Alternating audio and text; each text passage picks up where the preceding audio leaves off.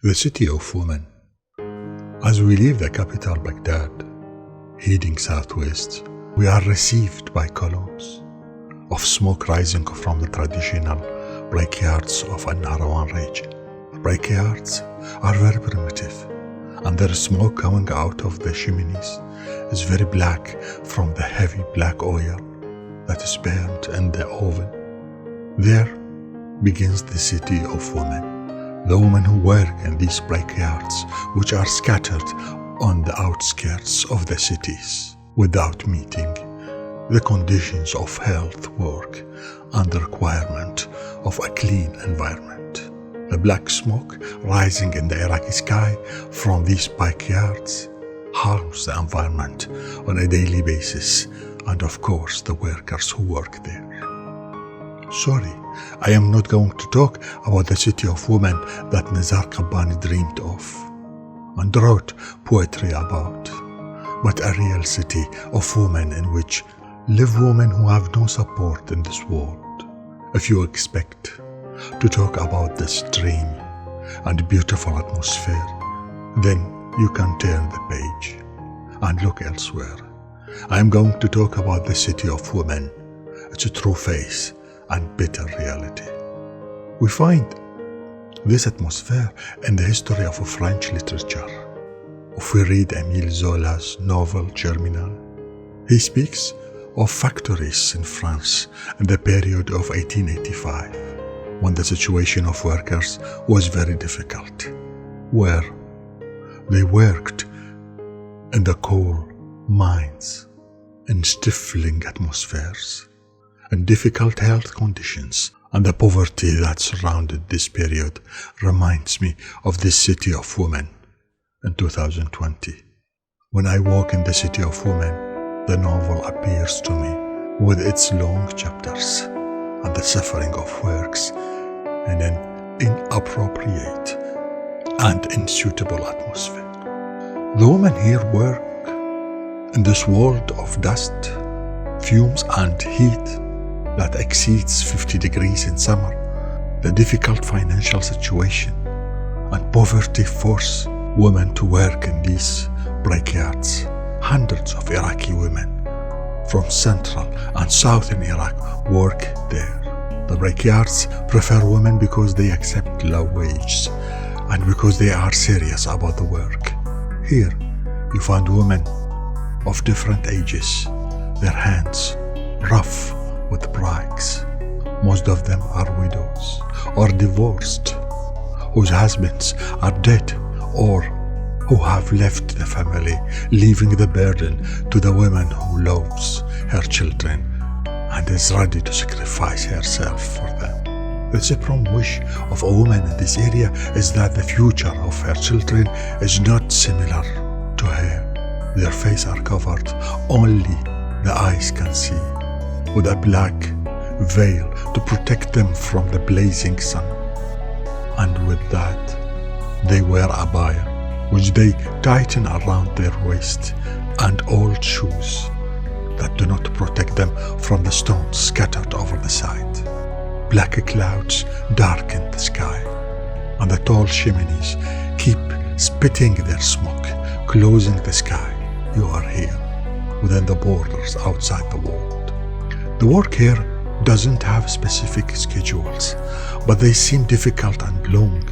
Labor often begins at 2 in the morning, in the middle of the night, so that the woman can set off on her arduous journey through the brick industry.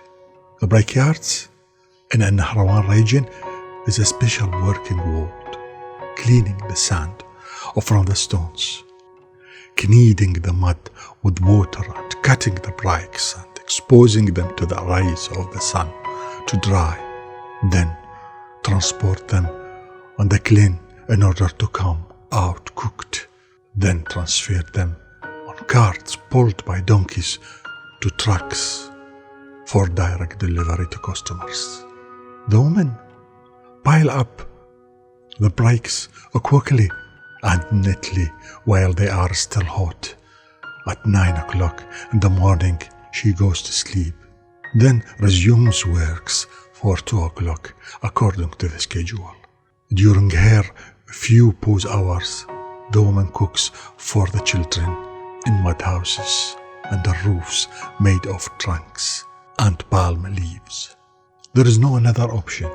She has to help and support her children, and her children work with her in the breakyards so that she could keep them inside.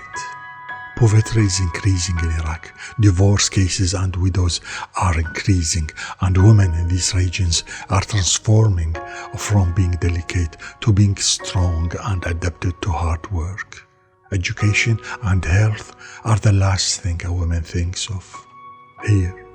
In any case, in this city, the children work there too. And you find kids that grow up in these breakyards and they do not come out of this world not knowing what the city is like. They get used to the work of smokes as the days and years go by, and the children grow up in this fast rhythm. They do not know their life outside this area. They cannot read or write. Only one thing to learn is to become able to endure hard work from childhood in a desolate environment that lacks adequate sanitation and a dispensary. It is extremely difficult in this area to have drinking water or even acceptable water nearby. Here, the women prove that they are stronger than the man. To cope with these conditions, they have great patience. They are forced to get used to the harsh working conditions. In these breakyards, this tender hand should be able to withstand heat and harshness. In 2014, the Ministry of Environment decided to close these breakyards because they didn't meet the sanitary conditions. But the workers insisted, and they continued to insist to work until the breakyards are gradually opened, despite the warning given about the negative impact on life. And they continue with this world of smoke. And how is it possible to know when she doesn't even have a television to know the sanitary instructions? And even if she does, it won't change anything. This world of women is forgetting behind the borders of the cities. No one speaks of those who make the bricks for the houses. Nobody thinks that behind these beautiful bricks, beautiful women are sacrificing themselves to provide for the needs of their children and to be independent. When we pass through the forgotten neighborhood of Al Nahrawan, we close the windows of the cars and turn on the air conditioning in order to pass this suffocating atmosphere. But they live here and spend their life here, they and their children, far from the city and its hectic life, in a hidden and forgotten world. We do not feel it. It's outside the borders of the city and beyond the limits of life. Let's roll down the windows of our conditioned cars. We have just left the city of women. Good night.